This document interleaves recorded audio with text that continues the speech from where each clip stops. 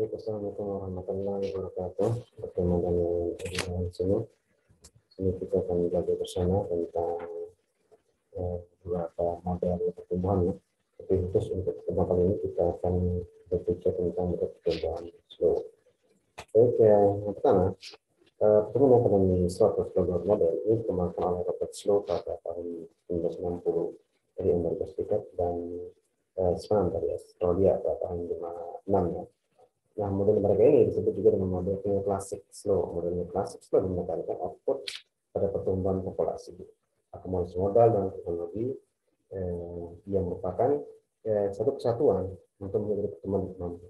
Jadi, untuk menjadi pertumbuhan ekonomi slow ini menggunakan tiga pendekatan, yaitu pendekatan pertumbuhan populasi, kemudian akumulasi modal dan teknologi.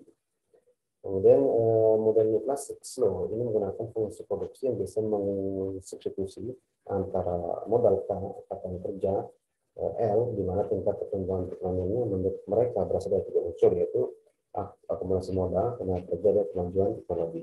Jadi tiga unsur ini mempengaruhi pada dari tiga unsur ini dipengaruhi oleh antara modal dan angkatan kerja, sehingga fungsi dari modal dan angkatan kerja ini saling mensubstitusikan, sehingga akan mempengaruhi daripada akumulasi modal, tenaga kerja, dan teknologi. Dan kemajuan teknologi dapat dari peningkatan skill atau kemajuan teknologi, sehingga produktivitas meningkat dan teknologi dianggap fungsi dari waktu. Nah, model klasik slow ini mengasumsikan mekanisme pasar yang dapat menciptakan keseimbangan sehingga pemerintah tidak perlu ikut campur atau mempengaruhi pasar. Tapi campur tangan pemerintah hanyalah sebagai kebijakan fiskal.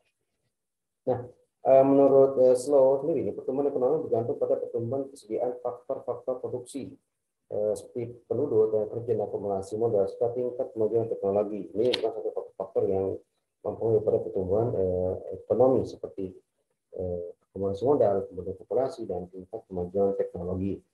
Nah, menurut Slow juga modal atau output, capital atau output atau rasio atau C core yang bersifat dinamis untuk menciptakan output tertentu. Ini model Slow ini tidak jauh ya dengan fungsi dari Cobb-Produce. Nah, di mana fungsi dari Cobb-Produce ini adalah A sama dengan A kali K pangkat A dan kali L pangkat B, dengan Q adalah output, A adalah output teknologi. Makanya modal dari fisik dan L adalah modal tenaga kerja sementara yang bentuk A dan B ini adalah bentuk dari proporsi dari input itu tersendiri. Nah, yang kemudian model dasar dari pertumbuhan klasik ini adalah Y sama dengan fungsi daripada K dan L, di mana Y adalah output, K adalah modal, dan L adalah angkatan kerja. Dengan membagi kedua sisi dengan L, maka akan diperoleh Y sama dengan fungsi daripada K, dengan Y merupakan output. Nah, K ini adalah menurut pekerja. Ini menurut Minkyu ya, menurut Minkyu. Nah, berdasarkan modal ini, pertumbuhan ekonomi bergantung pada pertumbuhan modal atau kapital dan pertumbuhan populasi, karena pertumbuhan populasi dipengaruhi oleh tabungan dan pertumbuhan modal, dan dalam periode tertentu pertumbuhan modal atau kapital akan menjadi nol. Nah, ini disebabkan oleh nilai modal yang terbentuk dengan terdiferensinya yang sama. Oke, ini bisa dibaca. Sementara itu pengembangan teknologi dalam model ini sulit dilakukan. Kenapa? Karena asumsi standarnya ini tidak dapat dijaga, sehingga model endogenous menjelaskan perkembangan teknologi dengan memasukkan ke dalam model, di mana model dasar dari pertumbuhan endogenous, yaitu Y sama dengan fungsi pada K, L, dan A. Nah, Robert Slow dalam buku Budiono ini mengatakan bahwa pertumbuhan ekonomi bergantung pada pertumbuhan yang penyediaan faktor-faktor produksi merupakan populasi, tenaga kerja, dan akumulasi modal. Ini modal merupakan faktor penting dalam mempengaruhi pertumbuhan ekonomi. Yang kemudian ini populasi juga bisa dibaca nanti. Dan sekarang saya akan lebih fokus ke sini ya, penjelasan saya ke sini. Ini ke kurva. Di sini dijelaskan bahwa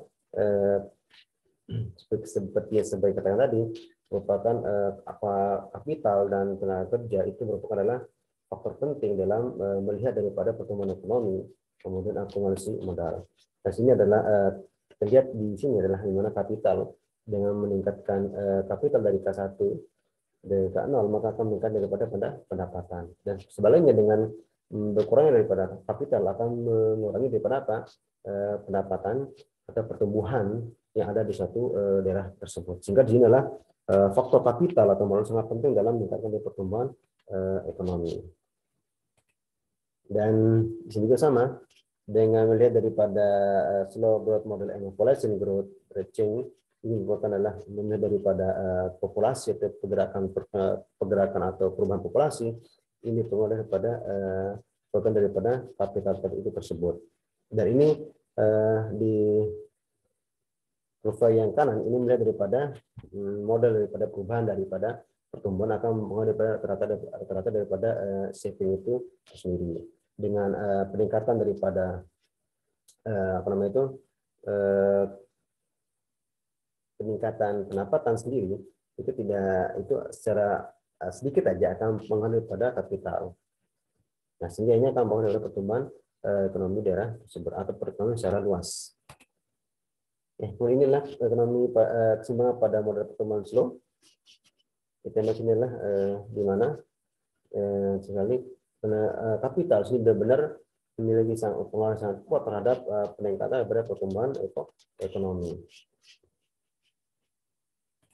Dan ini dampak jangka panjang dari pertumbuhan tingkat tabungan pada model slow. Dengan adanya peningkatan kapital, ini akan juga tidak secara langsung akan meningkatkan daripada peningkatan daripada tingkat tabungan itu sendiri dari sisi penawaran. Ini beberapa penjelasan singkat ya tentang model penjelasan slow. Ya, saya kira itu kita bisa diskusi di Q group. Saya akhiri, terima kasih. Assalamualaikum warahmatullahi wabarakatuh.